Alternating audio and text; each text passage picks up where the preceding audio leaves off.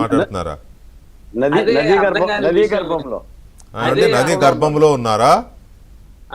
అదే అర్థం కాని విషయం వెంకటకృష్ణ గారు.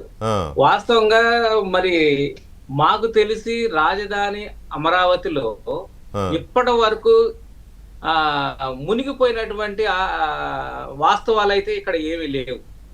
వాస్తవంగా రాజధాని అమరావతి ప్రాంతం సముద్ర మట్టానికి 30 మీటర్ల ఎత్తులో ఉంది.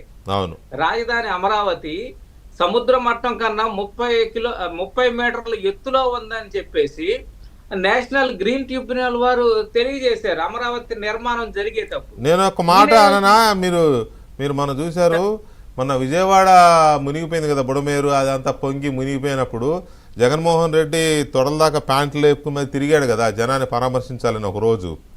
అప్పుడు కూడా అమరావతి ప్రాంతంలో నీళ్లు లేవే, అప్పుడు కూడా అమరావతి ప్రాంతంలో నీళ్లు లేవు కదా? లేవండి. మరి అది చెప్పండి. ఆ రోజు కూడా అమరావతి ప్రాంతంలో చుక్క నీరు లేదు. ఈ జగన్మోహన్ రెడ్డి మరి ఎందుకు అపరిచితుడు అవుతున్నాడో, ఎందుకు ఈ విధంగా మరి నాకు అర్థం కావట్లేదండి.